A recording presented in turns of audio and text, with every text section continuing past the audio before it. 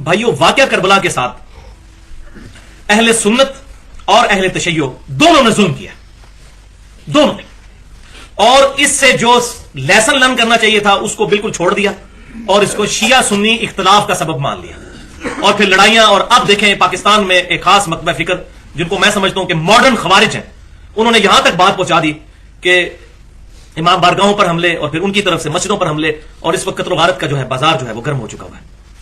علمی طریقے سے کسی کی غلطی پوائنٹ آؤٹ کرنے کی بجائے ٹوائلٹس میں لکھ دیا شیعہ کافر، فلاں کافر، فلاں کافر، اور اس طریقے سے مسلمانوں کو، اہل قبلہ کو، اہل کلمہ کو آپس میں لڑوا دیا. تو وہ اپروچ بیسیکلی مولویوں نے اپنی روٹی چلانے کے لیے یہ سارے کا سارا معاملہ کیا، اور یہ فرقہ واریت کی لعنت ہے. اور یہاں پر میں وہ آیت کوٹ کر دوں، سورہ الانعام کی آیت نمبر 159.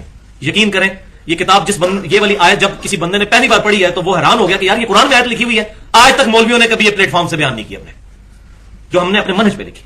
الانعام آیت نمبر 159. بسم اللہ الرحمن الرحیم. ان الذین فرقوا دینہم، بے شک وہ لوگ جنہوں نے اپنے دین میں فرقے بنائے، وکانوا شیعا، اور اپنے آپ کو گروہوں میں بانٹ لیا. لست منہم فی شیء، اے محبوب صلی اللہ علیہ وسلم آپ کا ان سے کوئی تعلق نہیں، آپ کی طرف سے تو وہ فارغ ہو گئے. انما امرهم الی اللہ، ان کا معاملہ کیجیے آپ اللہ کے سپرد. ثم ینبئهم بما كانوا يفعلون، پھر اللہ تعالیٰ قیامت والے دن ان کو بتا دے گا جو وہ دنیا میں کرتوت کیا کرتے تھے. انہوں نے اپنی روٹیاں چلانے کے لیے مسجدوں کے باہر فرقوں کے نام لکھے، مسلمانوں کی جمعیت کو توڑا، تھوڑے کو روڑا، جو پنجابی کہتے ہیں تھوڑے نو روڑا، پہلے ہی تھوڑے تھے اس کو بھی توڑ دیا. اور فرقہ جو ہے وہ پھر حق بات نہیں کرنے دیتا، مجبور کر دیتا ہے کہ اپنے فرقے کی حفاظت کرو چاہے حق چھپانا پڑتا ہے. اب یہاں پر وہ آیت ذرا سن لیجئے اور ان مولویوں کو بھی سنائیے. یہ قرآن پاک میں اللہ تبارک و تعالیٰ نے انہی مولویوں پر لعنت فرمائی ہے، اللہ ماشاء اللہ جو اس میں نہ آتے ہوں. بسم اللہ الرحمن الرحیم، سورۃ البقرہ آیت نمبر 159 اور 160. ان الذین یکتمون ما انزلنا من البینات، بے شک وہ لوگ جو کہ چھپا لیتے ہیں وہ چیزیں جو ہم نے نازل کی ہیں روشن. پہلے نمبر پر کتاب، دوسرے نمبر پر آپ صلی اللہ علیہ وسلم کی سنت جو صحیح حدیث سے ڈرائیو ہے. والہدا، اور ہدایت کی باتیں چھپا لیتے ہیں جو اللہ نے نازل کی ہیں. یہ دیکھ لیں مولوی نہیں کہتے قرآن ڈائریکٹ میں پڑھنا گمراہ ہو جاؤ گے. اور اللہ تعالیٰ کیا فرما رہے ہیں ان کے بارے میں، یہ جو چھپاتے ہیں، یہ چھپاتے کیا، یہ لوگوں کو منع کرتے ہیں. من بعد ما بیناہ للناس، بعد اس کے کہ اللہ نے کھول کھول کے لوگوں کو بات بتا دی تھی، ان کو تکلیف پڑ گئی اور انہوں نے لوگوں سے چھپائی. فی الکتاب، اپنی کتاب میں وہ باتیں اللہ نے بیان کی. اولئک یلعنہم اللہ، یہ لوگ ہیں جن پر اللہ کی لعنت ہے. ویلعنہم اللاعنون، اور ہر لعنت کرنے والے کی لعنت ہو ان پر، کہ جو حق بات کو چھپاتے ہیں. الا الذین تابوا، ہاں مگر جو توبہ کر لیں، لیکن خالی توبہ نہیں. واصلحوا، اور اپنی اصلاح کریں، اور خالی اصلاح نہیں. وبینوا، اور وہ باتیں بیان بھی کریں لوگوں کو کہ یہ چیزیں ہم نے چھوڑی ہوئی تھی، ہم نے آپ سے یہ بات چھپائی ہوئی تھی کہ صحیح بخاری اور صحیح مسلم میں نماز کا طریقہ کیا لکھا ہوا ہے.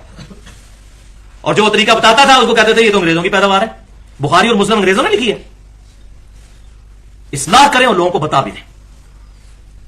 فاولئک اتوب علیہم، ہاں ایسوں کی توبہ اللہ تعالیٰ کہتا ہے میرے ذمہ ہے، باقیوں کی کوئی نہیں.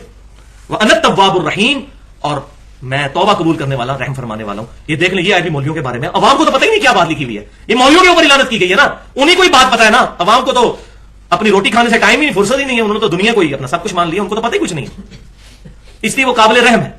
میری نفرت صرف بریلوی، دیوبندی، اہل حدیث اور اہل تشیع کے ان علماء کے ساتھ ہے، سب علماء کے ساتھ نہیں، جنہوں نے امت کو توڑنے کی کوشش کی ہے. عوام ساروں کے ساتھ محبت ہے دلی، کیونکہ وہ تو بیچارے ہماری طرح ہیں، ہمیں بھی کچھ نہیں تھا پتا. بہت کم لوگ ہیں جو انٹلیکچوئل لیول پہ جا کے تحقیق کرتے ہیں اور ان کے لیے حق کا دروازہ کھلتا ہے. اور یہاں پر میں یہ بات بھی کر دوں کہ بعض لوگوں نے اس طرح کی جب باتیں، میرا حسینیت اور زیدیت والا لیکچر جب آیا تقریباً 2.5 گھنٹے کا، مسئلہ نمبر 61، تو بعض لوگوں نے کہا کہ نہیں جی نہیں، یہ ایسی باتیں جن سے عوام میں فساد پیدا ہوتا ہو یہ بیان نہیں کرنی چاہیے. اس کا مطلب ہے کہ آپ اللہ اور اس کے رسول کو یہ سمجھانے کی کوشش کر رہے ہیں کہ آپ نے قرآن میں اور حدیث میں یہ باتیں کیوں کی ہیں، اس سے تو فساد پیدا ہوتا ہے. اور فساد نہیں، ان کے پیٹ پہ لات پڑتی ہے مولویوں کے. یہ باتیں غدیر خم کی ہوئی ہوتی تو آج اہل سنت کا مقدمہ اہل تشیع کی عدالت میں ہم ون کر چکے ہوتے، لیکن ہم نے کہا پردہ پاؤ، پردہ پاؤ.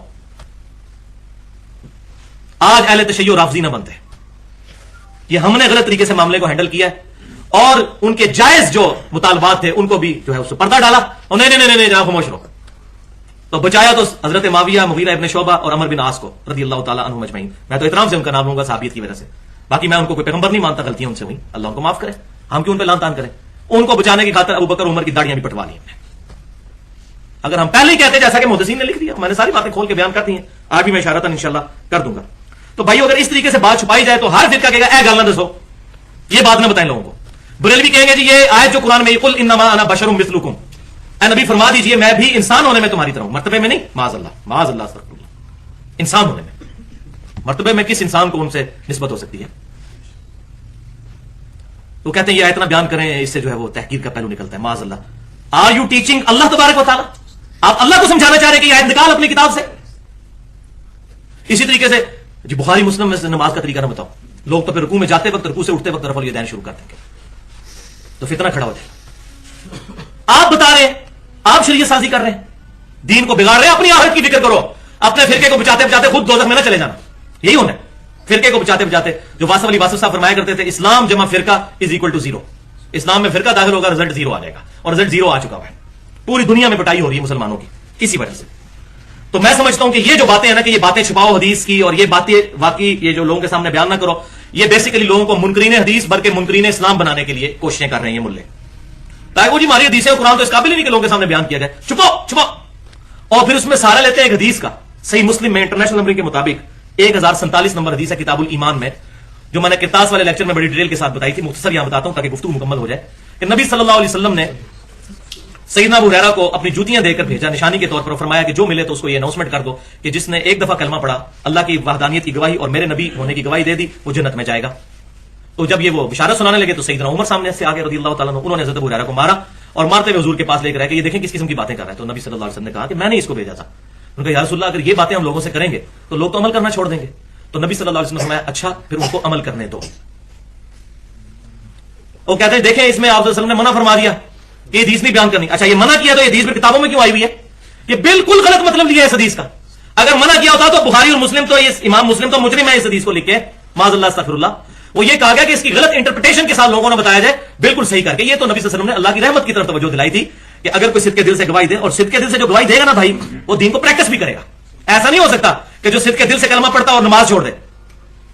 تو نبی صلی اللہ علیہ وسلم نے اس وقت وقتی طور پر اس کے اس پہلو کی طرف جو ہے وہ توجہ دلوائی۔ جسٹ آپ نے یہ نہیں کہا کہ آج کے بعد یہ بیان کرنا حرام ہو گیا، اس سے سارا لیتے ہیں چلے اس کا تو پھر بھی ہے۔ تو اب میں یہ بات کرتا ہوں کہ نبی صلی اللہ علیہ وسلم کے بہاف پہ یہ مولوی کون ہوتے ہیں فیصلہ کرنے والے کہ یہ حدیث بیان کی جائے اور یہ نہ کی جائے؟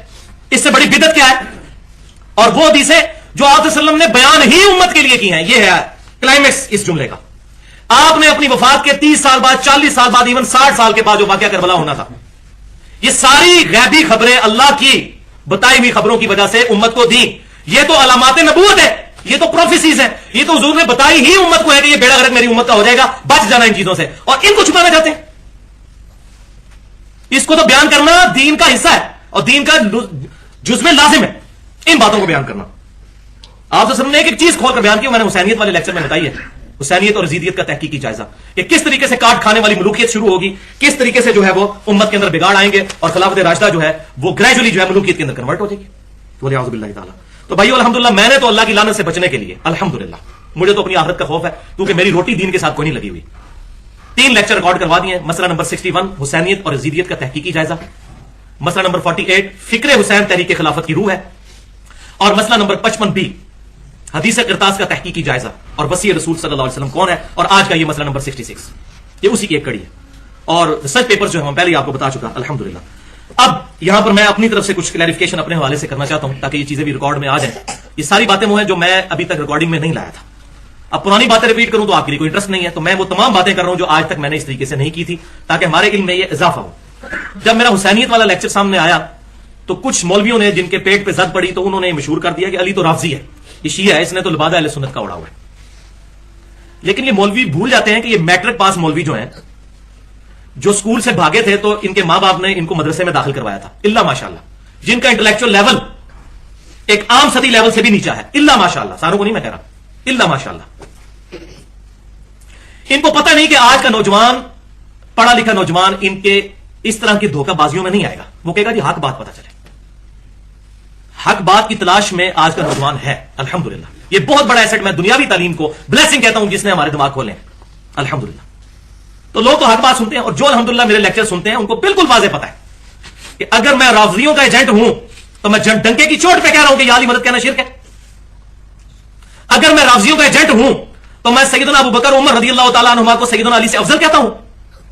یہ تقیہ کیا ہوا اس نے، یہ کون سا تقیہ ہے بھائی؟ کون ہے جو تقیہ کر کے یہ باتیں کرتا ہے؟